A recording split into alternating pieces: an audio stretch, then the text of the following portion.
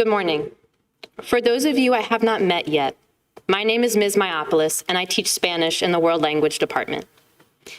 As a courtesy to everyone listening, this talk contains difficult themes about interpersonal violence and some of the hardships endured by those who immigrate to the United States of America. What is your full name? Where are you from? How old are you? Where do you hold citizenship? When did you cross the border? These are the questions asked at the Karnes Detention Center in southern Texas.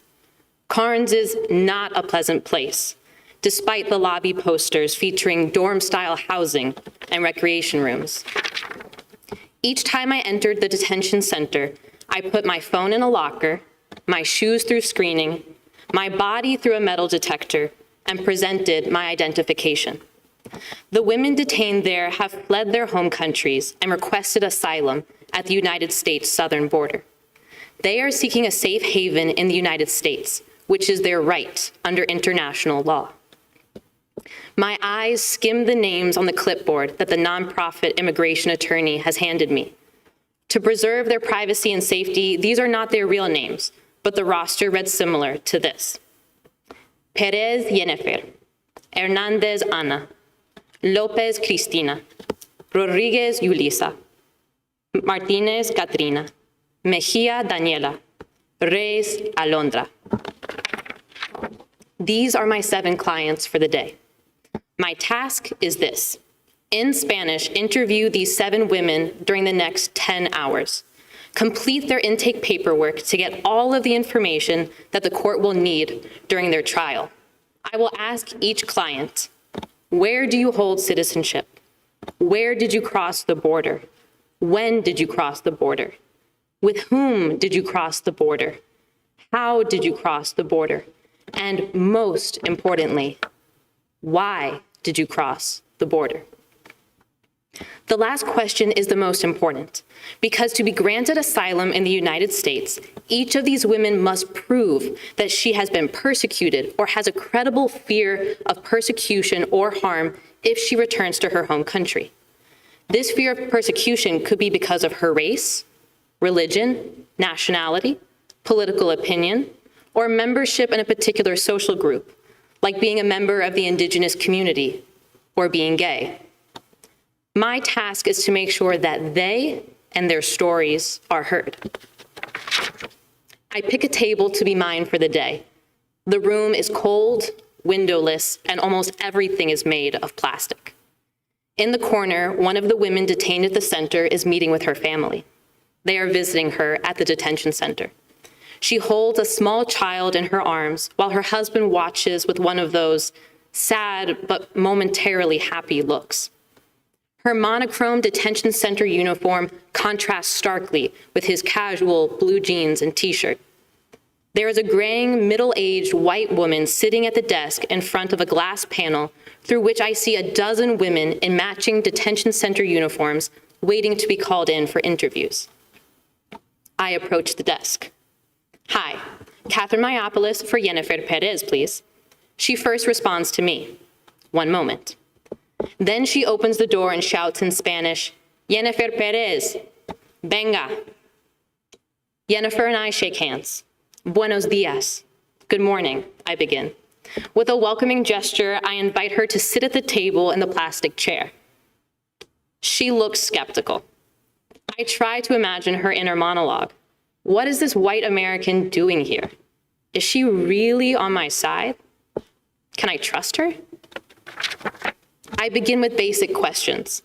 ¿Cuál es su nombre completo? ¿De dónde es usted? ¿Cuántos años tiene? What is your full name? Where are you from? How old are you? Yennefer is 23, my age. About 20 minutes into our conversation, the skepticism has faded from Yennefer's expression.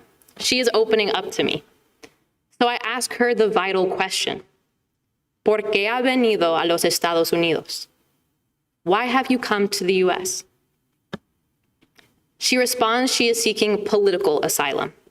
She tells me that she was enrolled in La Universidad, But trouble started for her when she refused to participate in communist rallies on campus.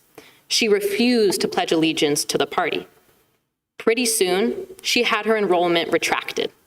She could re-enroll at any time, they said, provided she pledged allegiance to the party. And then came the violence. She was kidnapped for 3 days. She was abused by police officers in their custody. They did not feed her. They killed her dog when they shot through her house, hoping to hit a human instead.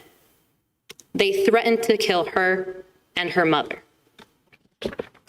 And that is why Yennefer sat across from me at a cold plastic table in the middle of the blazing Texas summer, miles away from her home country of Cuba. Travel back in time with me to 2013. I was a senior in high school. After steady, good grades in Spanish class throughout high school, I was placed into AP Spanish, Language and Culture. To me, Spanish was an ordinary class in which I memorized a lot of facts, learned how to conjugate verbs, hablo, hablas, habla, and sometimes enjoyed the cheesy photonovelas we watched in class. But one day, Senor Irwin, who insisted we only speak Spanish in his class, gave us our homework assignment for the weekend. The assignment was to interview a native Spanish speaker about her life. I interviewed Marina, our housekeeper, at our kitchen table. Even though Marina and I spoke often while she worked at our home, we had never spoken before in Spanish. But in that moment, at our kitchen table, our conversation, now in Spanish, transitioned into something more than our light and easy, how's your day going banter in English. Marina had left El Salvador many years ago. I asked her, my 17-year-old mind preoccupied with picking the correct past tense in Spanish, ¿Por qué salió usted de El Salvador? Why did you leave El Salvador? And the grade on the assignment ceased to matter. Marina and I were having a conversation we never would have had if it weren't for that assignment. Sure, we could have exchanged that information in English, but we could never have had the emotional depth of conversation if it weren't for Spanish. If it weren't for that metaphorical extending of a hand that comes with speaking another person's native language. It signals, I'm trying.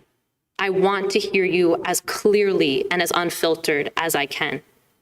I'm listening. Even though I don't see Marina each week anymore, now, 7 years later, Marina and I catch up every month over text. We text about her son, her recent surgeries, the fear of the virus, my family members. She sends me inspirational quotes that describe the way sunflowers or girasoles face towards each other on a cloudy day when there is no sun to face towards. Our exchanges are always in Spanish. On my last day at Carnes Detention Center, I am relieved to find that I only have 5 clients to interview. A lighter day, I think to myself. I eventually arrive at the last name on my list, Juliette Baptiste. The immigration attorney came to me ahead of time, highlighting that unlike every other client I had interviewed so far, Juliette did not speak Spanish. She was originally from Haiti and had lived in Brazil before traveling to the US to seek asylum. She spoke Haitian Creole, Portuguese, and a little French. I knew some Portuguese after taking a course in college, but not enough to gather the kind of details I would need for her intake paperwork, the backbone of her asylum case. At that time, I knew no French, and I was not sure what Haitian Creole even sounded like. So given that we shared no common language fluently enough, we would need to use a telephone translation during her interview. This would permit each of us to speak in our own native language, her to speak in Haitian Creole, and me to speak in English, and have a translator bridge that gap. I approach the desk. Hi, Katherine Mayopoulos for Juliette Baptiste, please. The employee first responds to me, 1 moment.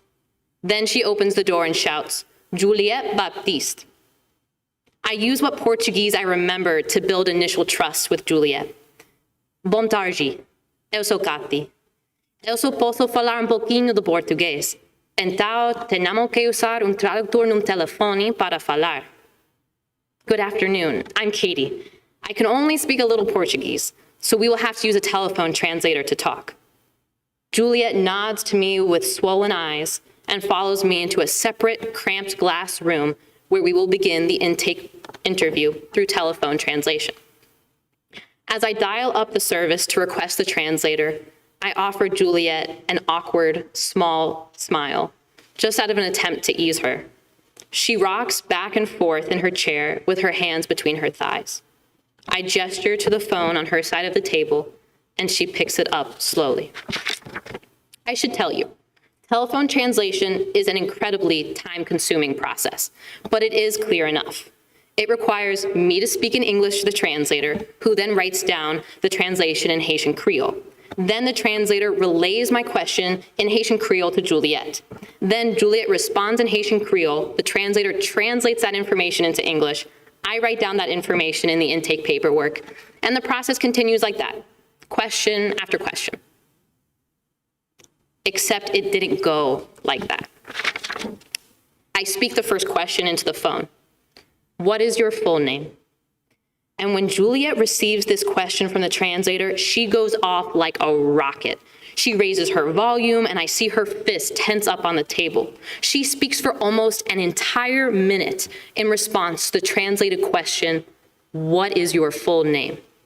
Each question that had been smoothly answered by Yennefer and Katrina and Yulisa when I was able to speak with them in their native language draws out monologue from Juliet, each escalating with volume and emotion.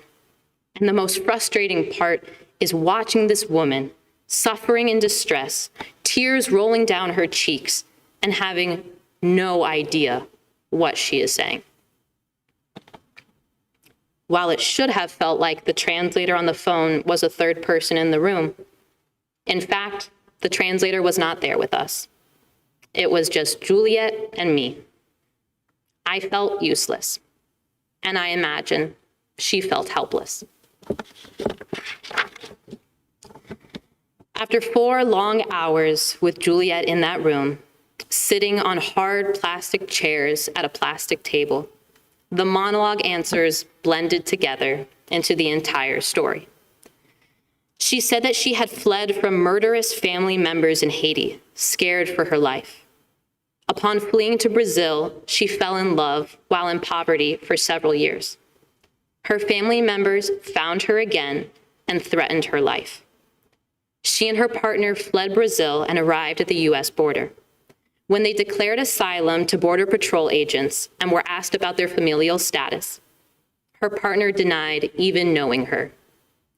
He told the Border Patrol agents, "I do not know this woman." She had been abandoned at the border by the only person she trusted in the world. After 4 hours, I finally understood why Juliet was sobbing. I think sometimes about how Juliet's experience at Carnes Detention Center would have been different if I had known more Portuguese, if we hadn't had to communicate through a telephone translator. I could have really listened to her in that deep sense of, I want to hear you as clearly and as unfiltered as I can. I'm listening. By my best estimates, by speaking English, you can listen and speak unfiltered to 360 million people who consider English to be their native language. By speaking English and Spanish, you can listen and speak unfiltered to 810 million people in their native languages. And by speaking English, Spanish, and Portuguese, you can speak and listen unfiltered to over 1 billion people in their native languages. Now, I'm not saying we all need to be trilingual, but given that only 20% of Americans are bilingual, we are not, as a country, speaking and listening to as many people as we can.